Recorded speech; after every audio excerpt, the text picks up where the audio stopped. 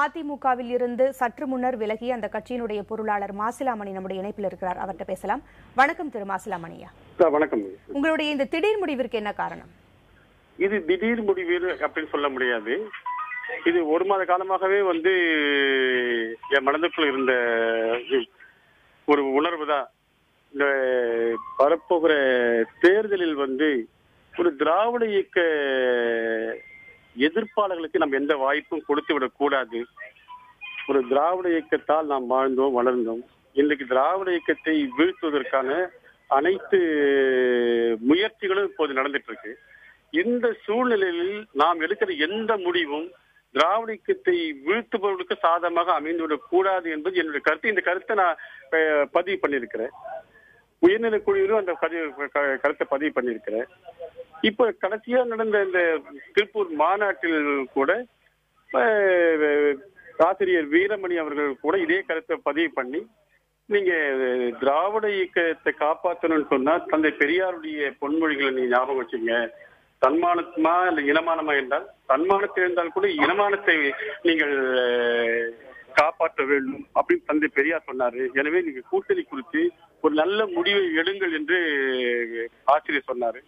அதற்கு பிறகு மாநாட்டில் அவர் எடுத்த முடிவு எனக்கு ஒரு அதிர்ச்சிக்குள்ளதாக இருந்தது. இது திராவிட இயக்க எதிர்ப்பாளர்களுக்கு வாய்ப்பு அளித்து விடுமோ என்று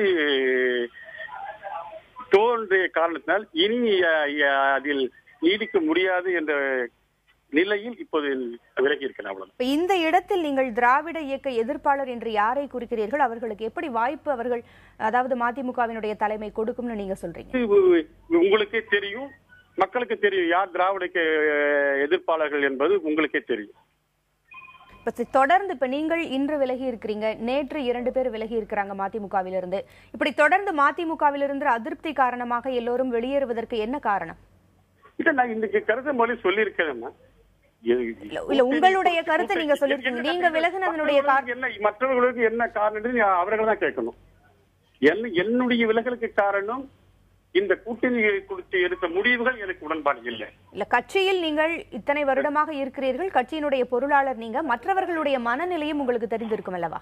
மற்றொரு இதே மாதிரி மற்றவர்கள் இப்படிப்பட்ட ஒரு மன அழுத்தத்துக்கு தான் ஆளாகி இருக்காங்க தான் உண்மை. இன்னும் எத்தனை பேர் இது போல மன அழுத்தத்திற்கு ஆளாகி? பெரும்பான்மையானவர்கள் இப்படிப்பட்ட மன அழுத்தத்துக்கு ஆளாகி இருக்கின்றார்கள். ஒருவரை குறிப்பிட்டு அவர் இவர் என்றாலும் குறிப்பிட்டு சொல்ல முடியாது. இப்ப நேற்று கட்சியிலிருந்து விலகியவர்கள் 80% பேர் கட்சியிலிருந்து விலகுவதற்கான வாய்ப்புகள் இருக்கிறது அப்படின்ற ஒரு கருத்தை சொல்லியிருக்காங்க. அது அவர்களுடைய கருத்து. அதே கருத்தை கூட நான் வழிமுறை தயாரா இருக்கிறேன். அவங்களுடைய கருத்து உண்மையாவதற்கான சாத்தியக்கூறுகள் நிறைய தென்படுதா? அது வரப்போகிற காலம் தான் அது பதில் சொல்ல முடியும். அதுக்கு நான் பதில் சொல்ல முடியாது. இப்ப நேற்று இது குறித்து பேசிய மதிமுகவினுடைய வைகோ சொன்னாரு, இத்தனை பேர் வெளியேறினாலும் கட்சி எந்த பின்னடைவையும் சந்திக்காது அப்படிங்கிற ஒரு செய்தி அவர் சொல்லியிருக்கிறாரு. அவருடைய நம்பிக்கை அது. அவர் உங்களை அழைத்து ஏதாவது பேசினாரா ஐயா? இல்ல இல்ல இல்ல இல்ல இல்ல. இப்ப நீங்கள் விலகப் போவதை அவரிடம் நேரடியாக தெரிவித்தீர்களா? அதற்கு விலகல் கடிதத்தை நான் முறைப்படி பொதுச் செயலாளருக்கு அவைத்தலைவருக்கு அனுப்பி இருக்கிறேன். உங்களுடைய அடுத்த கட்ட நடவடிக்கை என்ன திரு மாசிலாமணி? இப்போது எந்த நடவடிக்கையும் இப்போது எடுப்பதாக இல்லை. நான் ஒரு வாரம் ஓய்வு என்னுடைய ஆதரவாளர்களின் கருத்தை அறிந்து அவர்கள் என்ன முடிவு எடுக்க வேண்டும் என்று சொல்கிறார்களோ அந்த முடிவுக்கு ஏற்ப அடுத்த கட்ட நகர்வு இருக்கும்.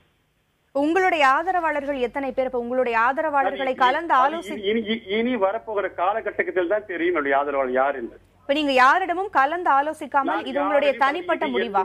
தனிப்பட்ட முறையில் என் மனசாட்சியை கேட்டு எடுத்த முடிவு. நான் யாரையும் கலந்து ஆலோசிக்கவில்லை. யாரும் என்னோடு வாருங்கள் என்று அழைக்கவும் இல்லை, அழைக்க போவதும் இல்லை.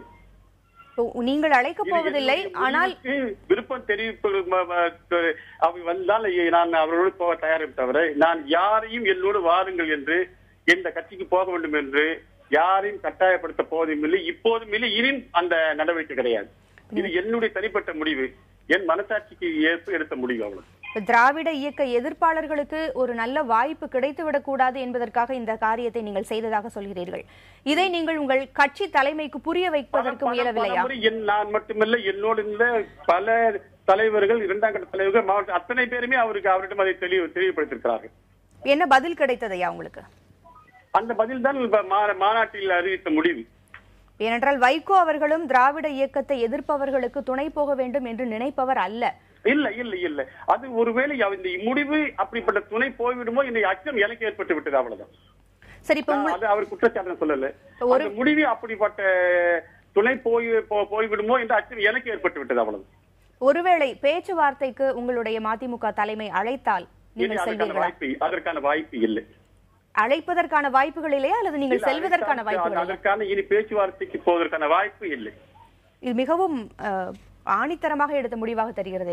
இது உறுதியாக ஏறத்தாழ 22 ஆண்டு காலம் எந்தவித எதிர்பார்ப்பும் இல்லாமல், எந்த பதவியும் எதிர்பார்க்காமல் அவரோடு கொள்கைக்காக மட்டுமே 22 ஆண்டு காலம் அவரோடு இருந்திருக்கிறேன்.